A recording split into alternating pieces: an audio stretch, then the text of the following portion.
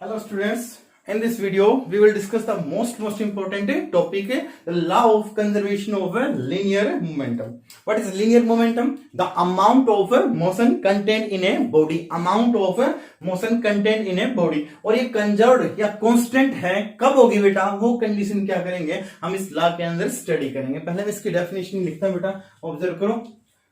The law of conservation of linear momentum. According to this law, total momentum of a system और body और object कुछ भी होता है, total momentum of a system is constant, और simply we can say remains constant. कब constant होगी बेटा? Total momentum of a system remains constant. इसकी पर्टिकुलर कंडीशन है, तो हमने ये बता दिया कि टोटल मोमेंटम कंजर्व रहती है, हर एक केस में नहीं होगी बेटा। इसके लिए पर्टिकुलर कंडीशन है, वो कंडीशन क्या है? व्हेन या if total external force acting on a system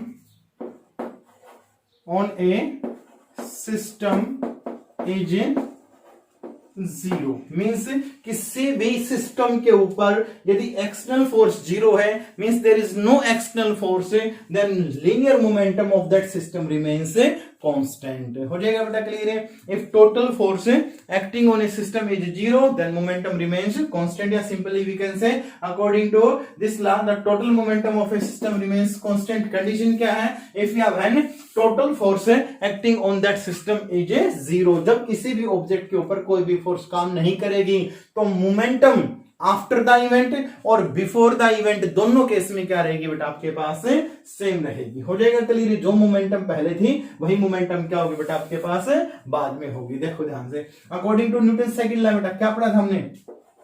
F equal to dp by dt. What is F? Applied force. What is dp? Change in momentum. And what is dt? Time taken. अब यदि मैं इसी definition का implement करूं, total force acting on a system is zero. बेटा मैंने मान लिया फोर्स किसी भी सिस्टम पे जीरो है, एक्सटर्नल फोर्स काम ही नहीं करती। जब एक साइड जीरो तो दूसरी साइड भी क्या होगी बेटा? जीरो। तो यहां से क्या मिलेगा आपके पास? dp by dt equal to zero. कोई भी इवेंट है जब वो होने लग रही है तो टाइम तो कंज्यूम होगा, टाइम टेकन तो जीरो हो नहीं सकता। तो यहां से क्या कंक्लूजन निकला बेटा आपके पास? dp equal to zero. और dp किसको शो करेगा? चेंज इन मोमेंटम को शो करेगा। यानी चेंज इन मोमेंटम कितना हुआ? जीरो। मतलब चेंज इन मोमेंटम जीरो, मतलब किसी क्वांटिटी के अंदर बेटा कोई चेंज नहीं हुआ, तभी तो चेंज जीरो है। मैंने कह दिया कि इसकी लेंथ फिक्स है, आज ही आपके पास इतना है, कुछ 10 दिन बाद क्या इसकी लेंथ चेंज होगी? लेंथ चेंज नहीं होगी। मतलब चेंज इन लेंथ कितना होगा? जीरो। और जब चेंज इन लेंथ जीरो होगा तो लेंथ कैसी रहेगी? कांस्टेंट रहेगी। यही कंसेप्ट आपके पास यहाँ पे है। चेंज इन मोमेंटम कितना बेटा? जीरो। मीन्स यहाँ पे कोई भी चेंज नहीं हुआ। किसके अंदर चेंज नहीं हुआ बेटा? मोमेंटम के अंदर। तो मोमेंटम कितनी रहेगी? कांस्टेंट रहेगी। ये क्या है बेटा आपके पास? Law of conservation of linear momentum. Conclusion कब था बेटा? जब फोर्स की वैल्यू कितनी है? एक्सटर्नल फोर्स की जीरो। हो जाएगा clear? Total force acting on a system is zero, then linear momentum of that system remains constant. और एक चीज और भी थी पढ़ी थी बेटा हमने, यहां से हम फर्स्ट लॉ को भी शो कर सकते हैं। देखो ध्यान से, ये क्या आपके पास? dp किसको शो करेगा बेटा? चेंज इन मोमेंटम को। तो चेंज इन मोमेंटम p की मैं वैल्यू पुट करूं तो यहां पे क्या देखो, क्या लिखा? dp by dt equal to zero. What is p? Momentum formula लिखा था हमने, d by dt of mv equal to zero. बेटा न्यूटन सेकंड लॉ में हमने इसका डिफरेंशिएशन किया था, change in integrate differentiation by parts. कैसे लिखा था? First quantity as it is, second का rate of change, means m तो यू का rate of change of velocity, plus second quantity as it is, first का rate of change dm by dt। और ये complete term कितनी है बेटा आपके पास? जीरो। क्लियर? बात तो यही थी ना, ला ये कहता है, ये तो कहता है F इक्वल टू 0, तो ये टर्म 0, यहां से ही हमने प्रूव कर दिया। क्या प्रूव किया? जब सिस्टम पे टोटल फोर्स 0 होगी तो मोमेंटम क्या रहेगी? कांस्टेंट। हम एक नेक्स्ट कंक्लूजन और निकालते हैं बेटा यहां से, dp by dt equal to 0, what is the value of p?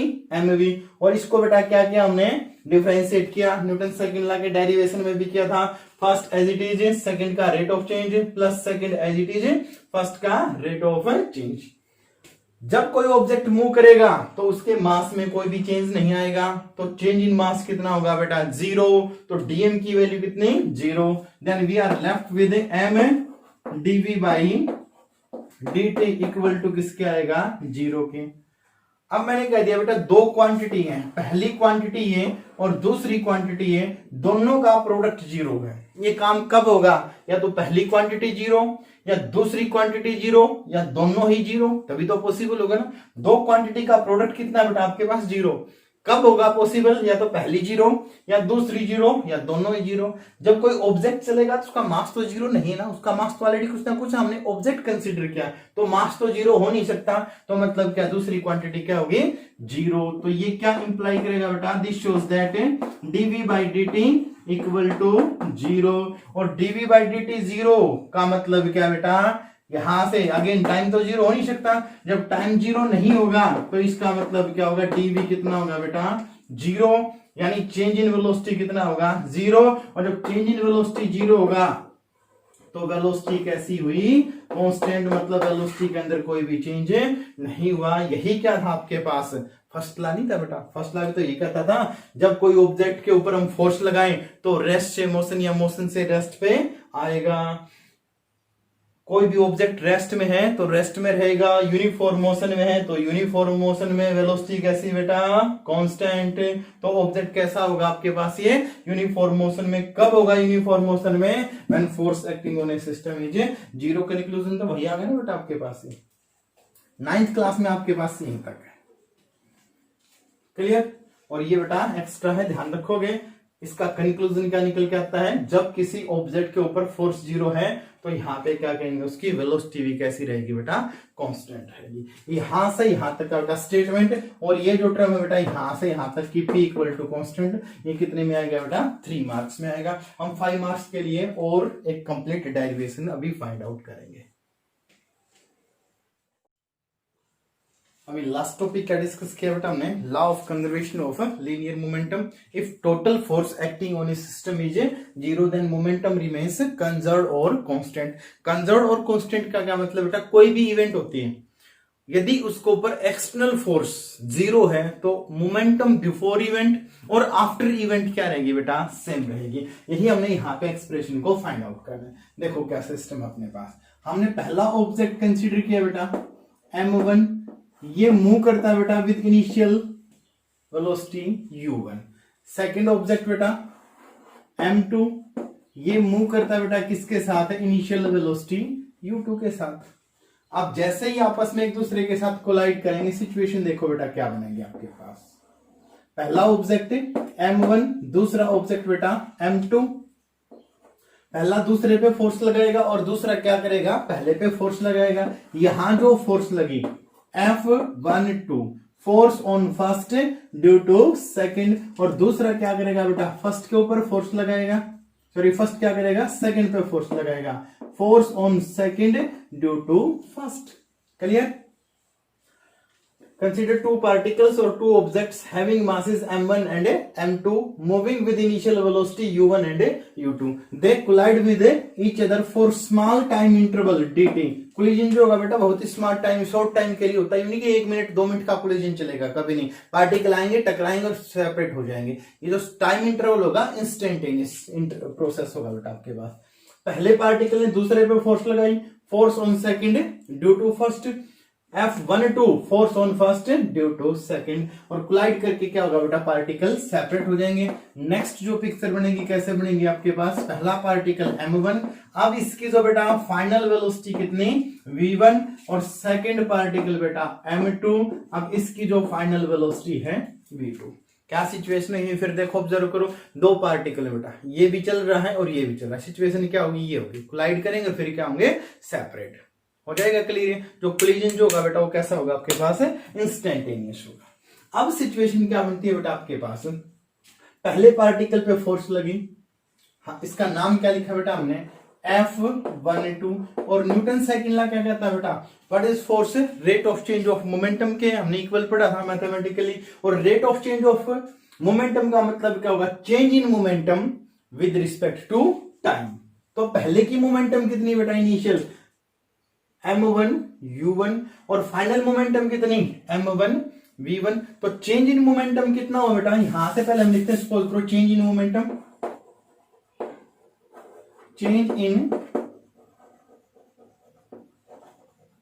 Momentum of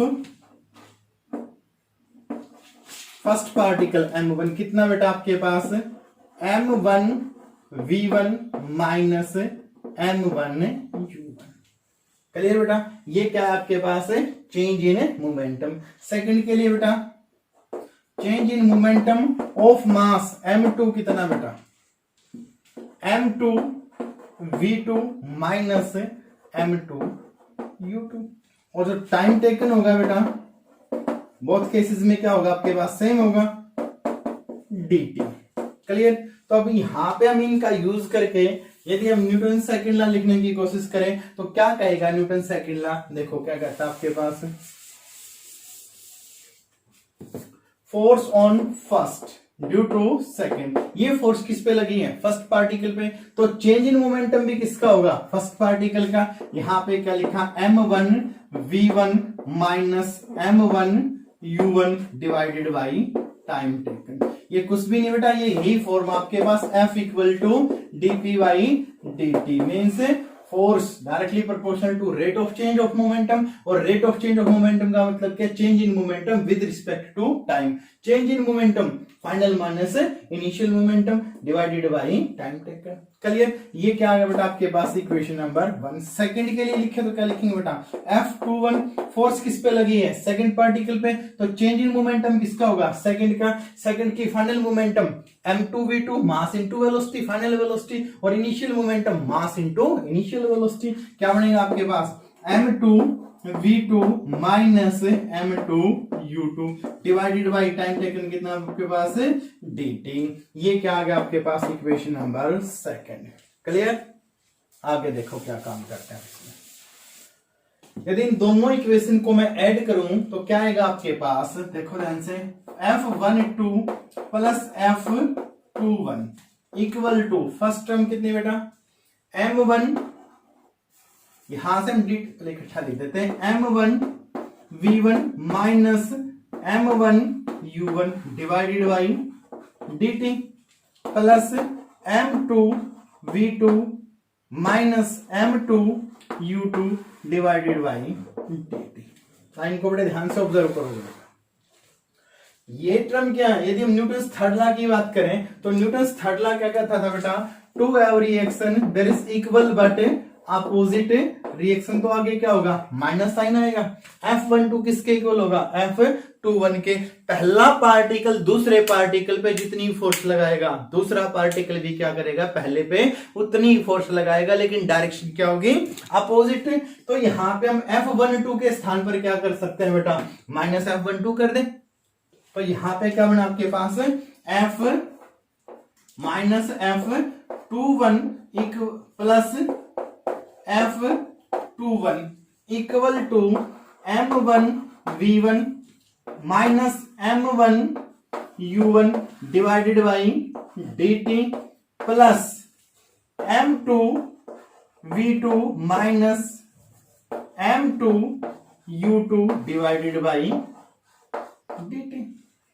अब ये टर्म कितनी होगी बेटा, 0, एक वैल्यू प्लस की एक वैल्यू माइनस की। Then we are left with, देखो क्या बचा आपके पास, ये टर्म मैंने यूं क्यों लिखी,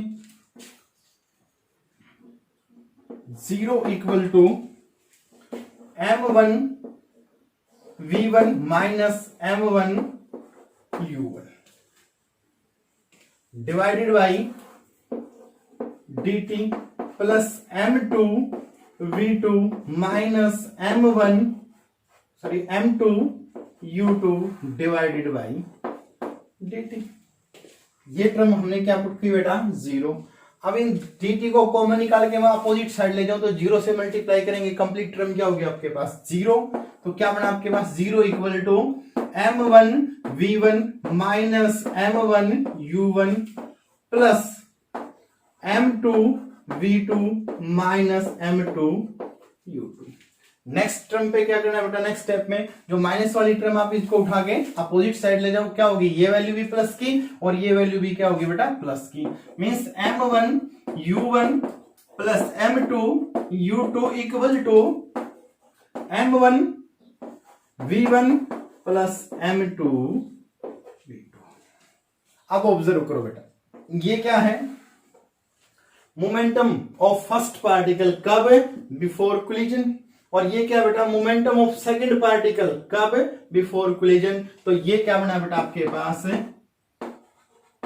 मोमेंटम बिफोर कोलिजन, या सिंपली क्या हाँ ये लिख सकते हैं हम टोटल मोमेंटम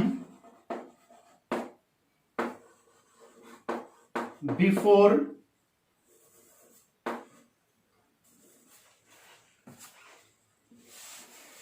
क्या बना आपके पास ये total momentum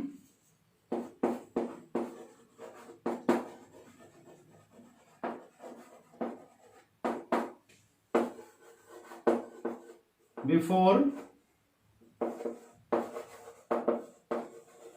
collision. Total momentum before collision equal to किसके आ गया बेटा आपके पास ये total momentum after collision. Total momentum after collision. जो मोमेंटम कोलिजन से पहले थी वही क्या है बेटा कोलिजन के बाद कब, जब यहां पे एक्सटर्नल फोर्स कितनी है 0। ये दोनों फोर्सेस क्या है बेटा इंटरनल। सिस्टम के अंदर एक सिस्टम में हमने दो पार्टिकल कंसीडर किए, पहला दूसरे के ऊपर फोर्स लगा रहा है, दूसरा पहले के ऊपर फोर्स लगा रहा है, बाहर से कोई भी फोर्स नहीं लगी। तो एक्सटर्नल फोर्स कितनी हुई 0।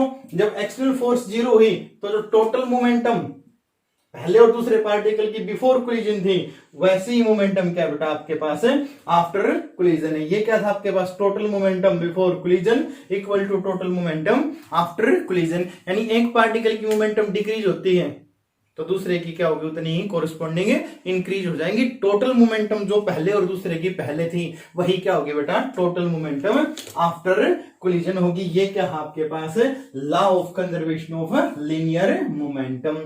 दो पार्टिकल कंसीडर किए बेटा, मास m1 m2, initial velocity u1 u2, दोनों एक दूसरे के ऊपर फोर्स लगाएंगे F12 एंड F21 कितने टाइम इंटरवल के लिए स्मॉल टाइम इंटरवल के लिए, और कोलिजन के बाद ये क्या गया इनकी फाइनल वेलोसिटीज है। तो यहाँ पे बेटा क्या काम किया हमने न्यूटन लॉ अप्लाई किया। Second law F is equal to change in velocity divided by time taken.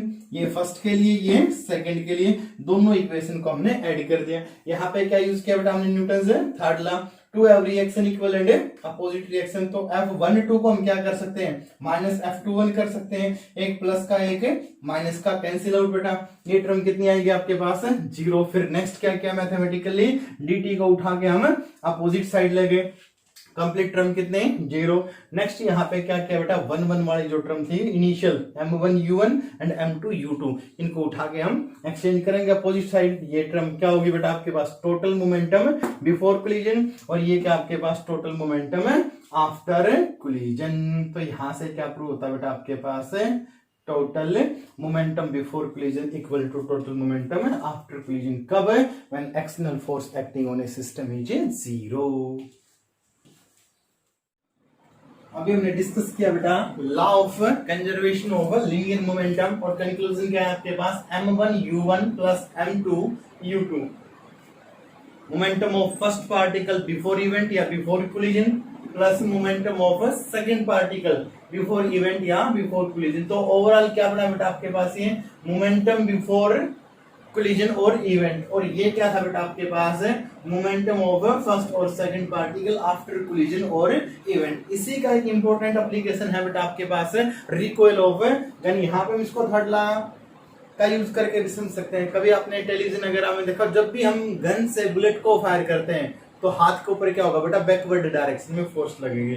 Situation क्या होगी बेटा, हमने गन कंसीडर की, स्प्रिंग लगा होता है इसके अंदर, ये जैसे बुलेट आगे की ओर जाएगी तो गन ने, इसके अंदर स्प्रिंग होता है वो क्या करेगा बेटा, बुलेट को आगे की ओर फोर्स लगाएगा।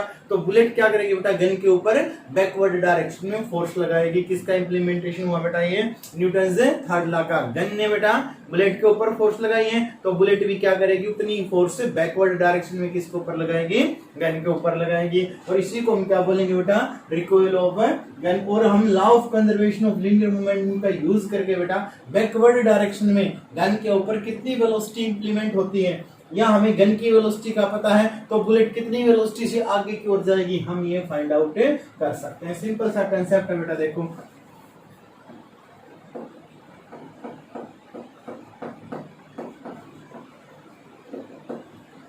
हमने यहाँ पे क्या किया बेटा, एक गन कंसीडर की और इसके अंदर क्या मान लिया बेटा, हमने एक बुलेट कंसीडर की। अब ये जब तक हम इसको फायर नहीं करते हैं तो बेटा बुलेट भी रेस्ट पे है और गन भी क्या है, रेस्ट पे है। मतलब दोनों की इनिशियल वेलोसिटी कितनी होगी बेटा, 0।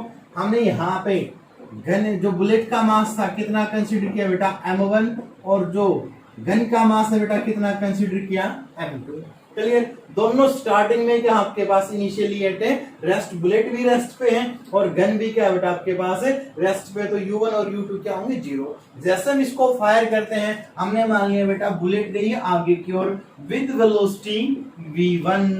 बुलेट की इनिशियल वेलोसिटी कितनी बेटा, u1, जो कितनी है 0। फायर करने के बाद कितनी वेलोसिटी से आगे गई है, v1 से। क्या मास में चेंज आएगा, मास में तो कोई भी चेंज नहीं है ना, बुलेट का मास अब भी कितना रहेगा, m1। तो जैसे बुलेट आगे की ओर जाएगी, गन किधर जाएगी बेटा, बैकवर्ड डायरेक्शन में। पहले इनिशियल वेलोसिटी u2 कितनी थी, 0, लेकिन जब बैकवर्ड डायरेक्शन में जाएगी तो यहाँ पे क्या मिलेगी बेटा, आपको v2 मिलेगी।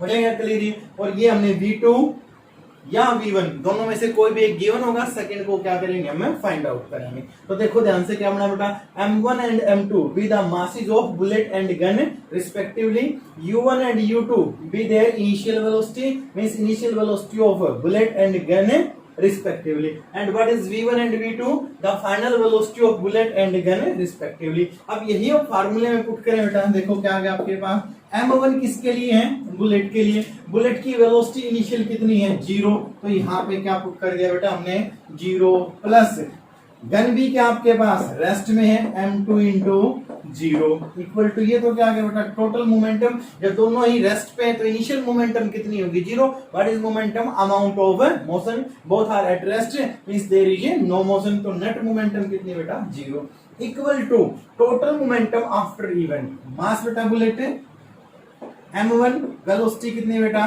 v1, प्लस मास बेटा गन के लिए m2, वेलोसिटी कितनी, v2। क्लियर। क्या कर दिया बेटा हमने यहाँ पे law of conservation of linear momentum को इंप्लीमेंट किया। ये कंप्लीट टर्म कितनी हो जाएगी बेटा आपके पास, 0 equal to m1 v1 plus m2 v2। यहाँ पे बुलेट और गन दोनों का मास बेटा, यहाँ पे 4 क्वांटिटी आ गई, m1 m2 v1 and v2। कोई भी 3 क्वांटिटीज आपको गिवन होगी, फोर्थ को क्या करेंगे हम यहाँ से फाइंड आउट करेंगे। सपोज करो अपने पास v1 गिवन है और हमें velocity of gun, recoil of velocity of gun, जो बैकवर्ड डायरेक्शन में जो गन की वेलोसिटी है वो फाइंड आउट करनी है। तो कैसे करेंगे बेटा, बाकी को अपोजिट डायरेक्शन में ले जाओ। यहाँ पे क्या है आपके पास, फिर से मैं यहाँ लिख रहा हूँ इक्वेशन को, क्या होना बेटा आपके पास, ये m1 v1 plus m2 v2 equal to कितना बेटा, 0। ये आपके पास गिवन है, v2 हमें फाइंड आउट करनी है। तो v2 को छोड़ के बाकी सारे वेरिएबल क्या करेंगे बेटा, हमें अपोजिट डायरेक्शन में क्या बनेगा आपके पास, m2 v2 इक्वल टू, ये वैल्यू कैसी बेटा, प्लस की है, अपोजिट डायरेक्शन में ले जाएंगे तो क्या होगी, माइनस की, m1 v1 and what is v2, v2 equal to minus m1 v1 divided by m2। ये क्या आ गया बेटा आपके पास, रिकॉइल वेलोसिटी ऑफ गन। और माइनस यहाँ पे क्या शो करता है बेटा, जब बुलेट फॉरवर्ड डायरेक्शन में जाएगी तो गन किधर जाएगी आपके पास, रिवर्स डायरेक्शन में। यहाँ पे क्या किया बेटा हमने, law of conservation of linear momentum का यूज करके रिकॉइल वेलोसिटी ऑफ गन को फाइंड आउट किया। हो जाएगा clear. Total momentum before event equal to total momentum after event. ये क्या बेटा आपके पास है, law of conservation of linear momentum, और इसी का यूज करके बेटा हमने यहाँ पे एक एप्लीकेशन की स्टडी की है। ध्यान रखो कि जब भी आपको न्यूमेरिकल्स मिले, दो ऑब्जेक्ट मिलेंगे, उनका मास मिलेगा, उनकी इनिशियल वेलोसिटी मिलेगी, उनकी फाइनल वेलोसिटी। यहाँ पे टोटल वेरिएबल कितने बेटा 1 2 3 4, हम ऑलरेडी काउंट कर चुके हैं 5 एंड 6 वेरिएबल में से कोई भी 5 वेरिएबल्स आपको गिवन होंगे, आप उठा के फार्मूले में पुट करो, अननोन वेरिएबल एक तरफ, बाकी सारी फिजिकल क्वांटिटी क्या हम बेटा अपोजिट साइड, यहां से क्या कर सकते हैं हम अननोन वैल्यू को फाइंड आउट कर सकते हैं। Clear? This is the last topic of second chapter, force and laws of motion. Observe करो बेटा, देखो यहां से